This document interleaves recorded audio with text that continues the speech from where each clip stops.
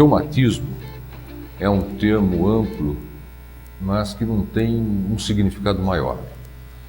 Apesar de que é usado pelo leigo com o sentido de indicar doenças articulares. O termo reumatismo vem dos gregos, em que reuma tem o significado de catarro, e seria como que um catarro que saísse do cérebro, descesse até as articulações para provocar a dor ou as inflamações. Na realidade, existem cerca de 150 tipos de doenças reumatológicas e um outro número de situações de doenças que também se manifestam nas articulações sem estar incluídas nessas doenças reumatológicas. Então, o reumatismo é doença reumatológica e existem os tipos mais variados, sejam doenças de origem infecciosa, principalmente as de origem inflamatória, as de origem metabólica, como a gota, as de origem traumática. Então, todas são doenças reumatológicas e nenhuma delas especificamente reumatismo, que é um termo genérico que poderemos evitar.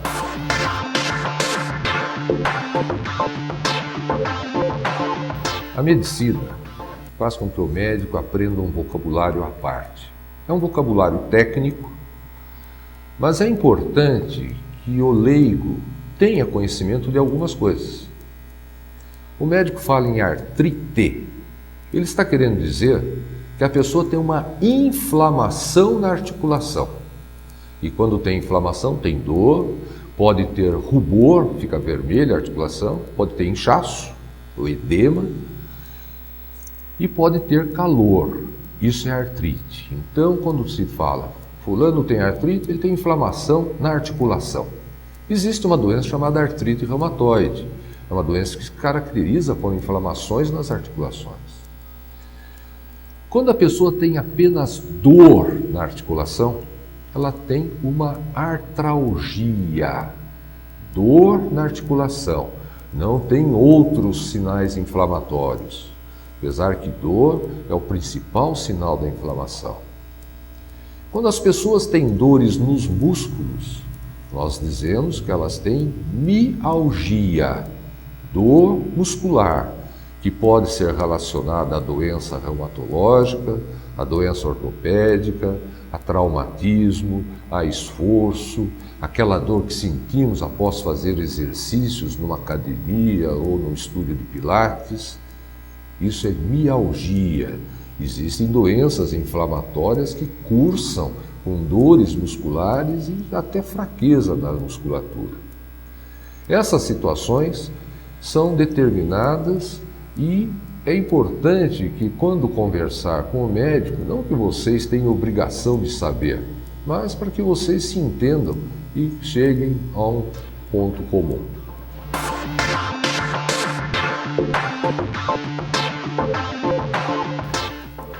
As diferentes doenças reumatológicas, e eu já lhes disse, perto de 150 tipos, elas podem afetar as diferentes faixas etárias. E o conceito de que a doença reumatológica afeta apenas o idoso é errôneo. E esse conceito se deve ao fato de que a doença osteoartrite acomete muito mais o idoso do que as pessoas jovens. E como é uma doença altamente frequente, imagina-se que as doenças reumatológicas afetem apenas os idosos. Não é assim. As crianças podem ser afetadas por doenças reumatológicas. A artrite indiferenciada da infância, a artrite crônica da infância, que no adulto é conhecido como artrite reumatoide, a febre reumática ou a doença reumática, que é uma doença reativa após uma infecção de orofaringe, de garganta, por estreptococo, Os jovens que desenvolvem um quadro de espondilite anquilosante, uma doença inflamatória da coluna, as pessoas que desenvolvem lúpus, mulheres principalmente em idade fértil, desde sua adolescência até o início do período do climatério, não que o lúpus não possa acontecer na criança ou também acontecer no adulto, mas muito mais nessa faixa etária. O que eu quero lhes dizer é que a doença reumatológica, dependendo do tipo, vai afetar determinada faixa etária, mas nunca exclusivamente o idoso. A maior parte das vezes vai afetar os indivíduos ou as pessoas na sua faixa etária produtiva, o que acarreta uma perda de tempo, uma perda de assiduidade ao trabalho, às atividades de lazer, aos estudos, com prejuízos, sem dúvida, para os doentes, mas também para a nossa sociedade.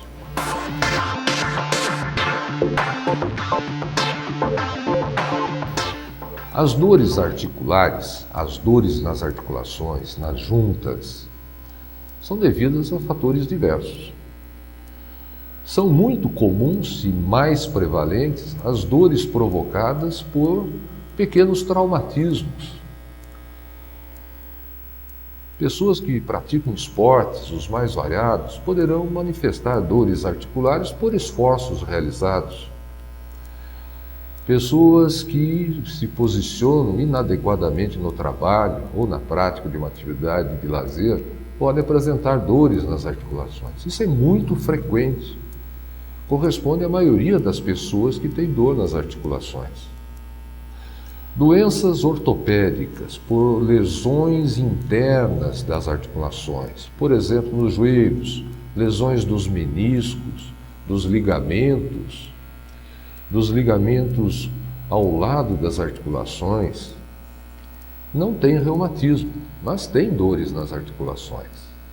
E as doenças reumatológicas, no seu predomínio, têm como sintoma dor em alguma articulação, mas também dores musculares, também dores ligamentares, dores nos tendões.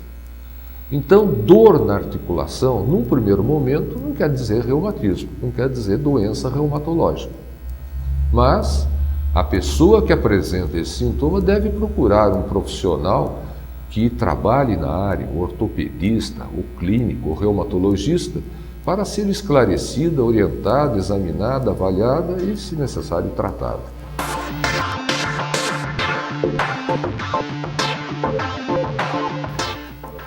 As diferentes doenças reumatológicas, e eu já lhes disse, perto de 150 tipos, elas podem afetar as diferentes faixas etárias. E o conceito de que a doença reumatológica afeta apenas o idoso é errôneo.